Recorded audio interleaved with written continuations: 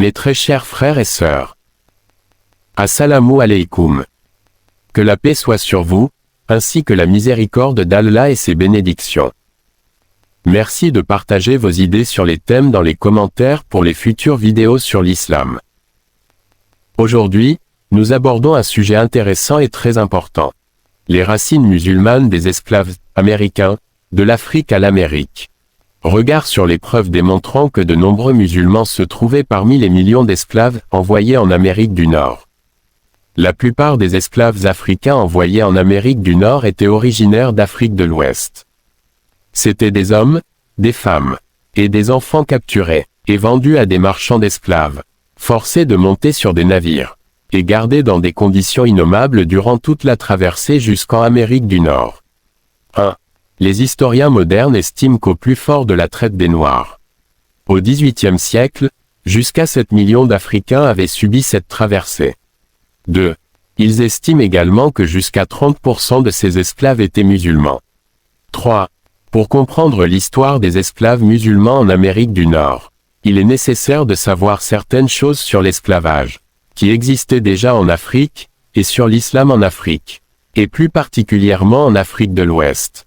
L'islam apparut d'abord en Afrique de l'Ouest par l'intermédiaire de commerçants venus d'Afrique du Nord et du Moyen-Orient. Ils s'installèrent dans la région au Xe siècle, attirés là-bas par le commerce des biens. Le voyage d'Afrique du Nord, à travers le Sahara, se faisait par étapes. Les biens passaient par une chaîne de marchands musulmans, pour être ensuite achetés par des non-musulmans.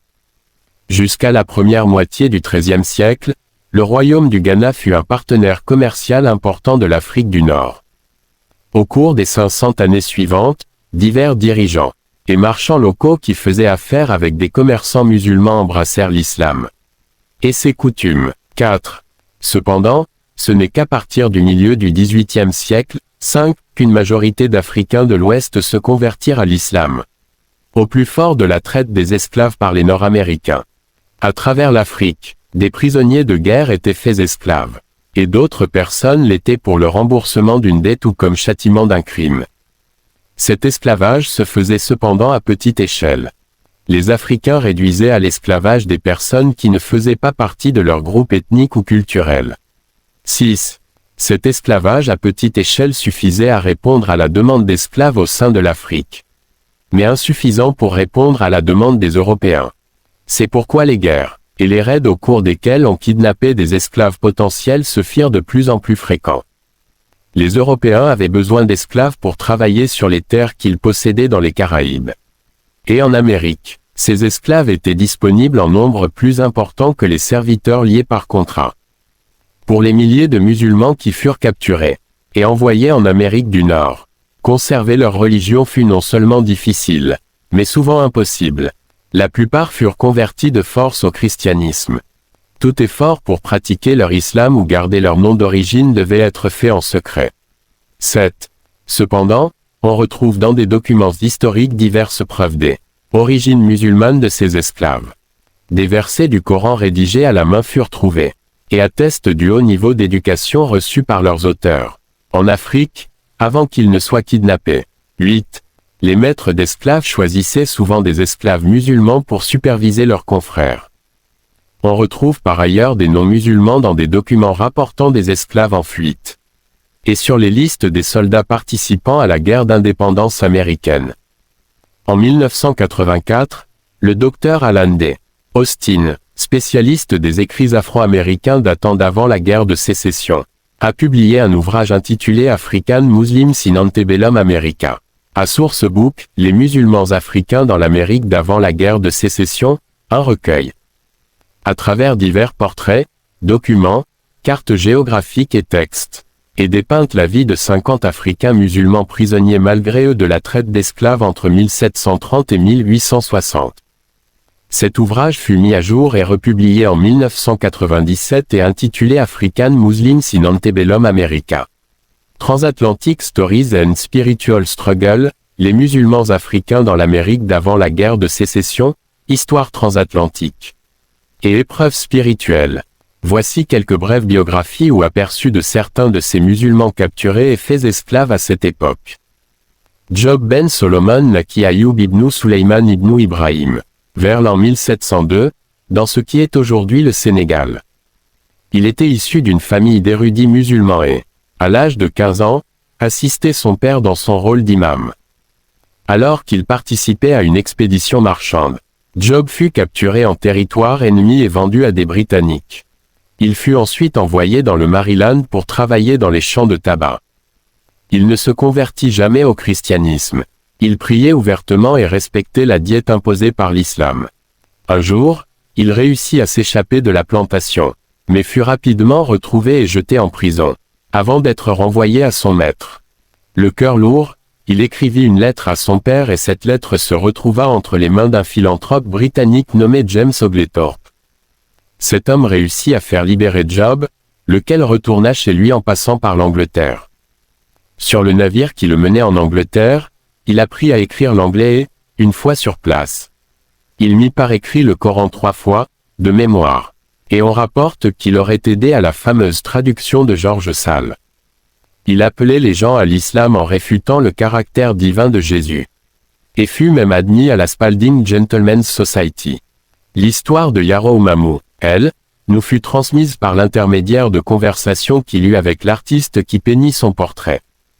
De sa vie en Afrique, on ne sait que peu de choses, mais grâce à ses bonnes manières et à son comportement exemplaire, il fut libéré après avoir posé les briques de la maison de son maître. Libre, il acheta sa propre maison à Georgetown. Il était connu pour prier à l'extérieur et pour sa sobriété. En décembre 1807, un homme connu sous le nom de Squash fut amené en Caroline du Sud. Il était connu pour être un excellent cavalier et pour sa bonne connaissance de l'arabe. Les historiens soulignent son mariage à une esclave musulmane d'origine soudanaise, ce qui indique qu'il était lui-même musulman.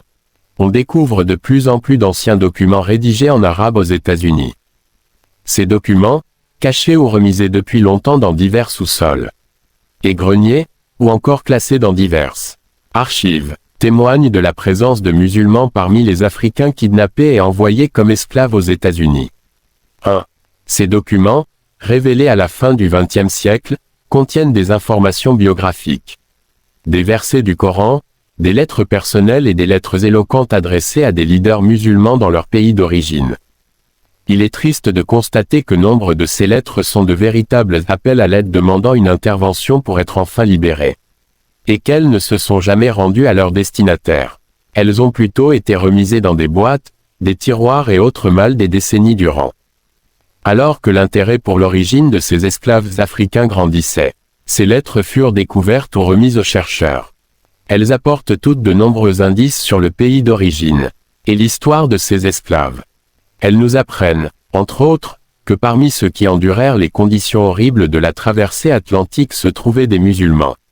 La plupart très éduqués. Parmi eux se trouvaient des spécialistes du Coran, des leaders religieux et tribaux, des experts commerciaux et des architectes, et d'autres ayant une vaste expérience militaire. Il n'est donc pas surprenant de découvrir que les musulmans étaient le plus souvent choisis pour superviser les autres esclaves. Ils gravissaient aisément la hiérarchie des esclaves, étaient plus souvent affranchis et retournaient plus fréquemment en Afrique. 2. Dans au moins un cas, un esclave recueillit les données de plantation de son maître en arabe. 3. La langue arabe indique le rôle central joué par des musulmans dans l'histoire de l'esclavage américain. Une anecdote intéressante, datant de 1828, fut découverte. Un enseignant chrétien demanda un jour à un esclave musulman d'écrire le Notre Père dans sa langue natale. Puis, il certifia le document, inscrivant, sous les quelques lignes rédigées en arabe, copie du Notre Père.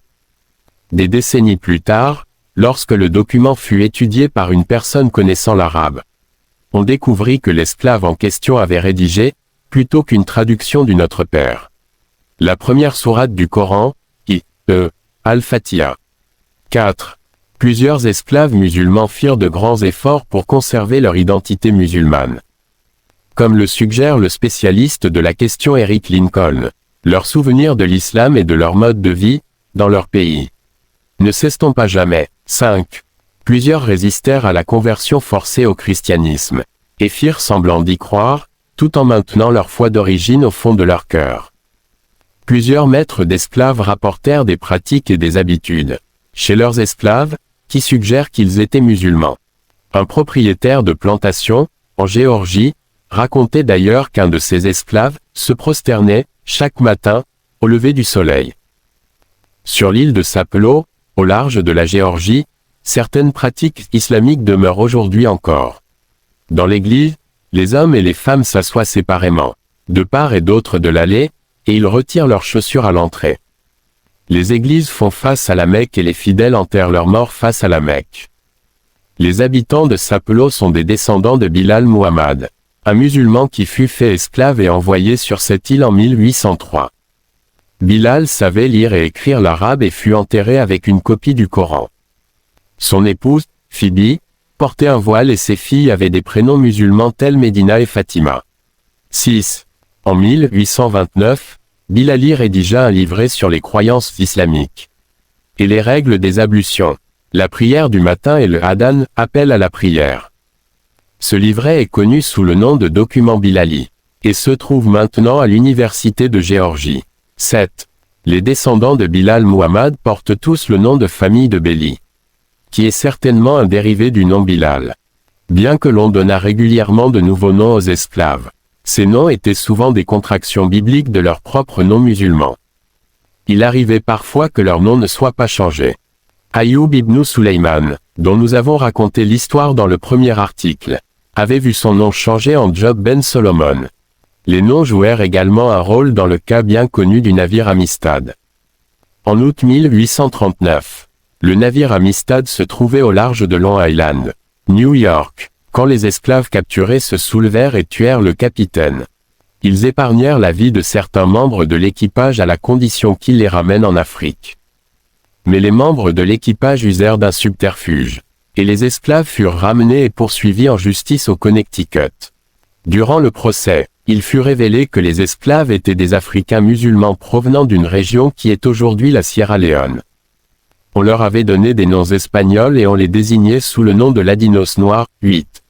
Afin de pouvoir contourner les lois et les traités interdisant le trafic international d'esclaves, émis par la Grande-Bretagne, l'Espagne et les États-Unis. L'ex-gouverneur britannique Richard Robert Madden témoigna durant le procès. Il dit, « Je les ai examinés, leur langue, leur apparence et leur manière, et je n'ai aucun doute qu'ils ont été amenés d'Afrique tout récemment. Je me suis adressé à l'un d'eux et lui ai récité une forme de prière mahométane, 9, en arabe.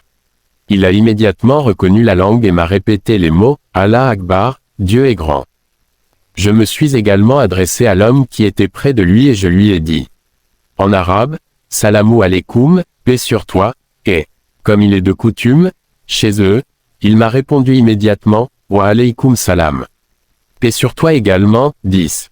À partir des preuves que nous avons pu recueillir jusqu'à présent, il est clair que non seulement il y avait des musulmans, parmi ces hommes et ces femmes amenés de force en Amérique, mais qu'ils eurent une influence certaine sur la nation américaine. Note de bas de page. 1. Les musulmans africains dans l'Amérique d'avant la guerre de sécession, histoire transatlantique et épreuves spirituelles. Alan D. Austin, 1997. New York and London, Routledge. 2. Serviteurs d'Allah, les musulmans africains esclaves en Amérique. Sylviane A. Diouf New York University Press, 1998. 3. Les musulmans africains dans l'Amérique d'avant la guerre de sécession, histoire transatlantique et épreuves spirituelles. Alan D. Austin, 1997. New York and London, Routledge. 5. Serviteurs d'Allah, les musulmans africains esclaves en Amérique. Sylviane A. Diouf New York University Press, 1998. Le terme « mahométan » était utilisé par le passé, mais de nos jours, nous utilisons le terme « musulman » ou « islamique ». Allah subhanahu wa ta'ala est le savant. Le savoir parfait appartient à Allah. Et notre dernière invocation est qu'Allah, Seigneur des mondes, soit loué et que prière et salut soit sur notre prophète, ainsi que sur sa famille, ses compagnons et ses frères, jusqu'au jour de la résurrection.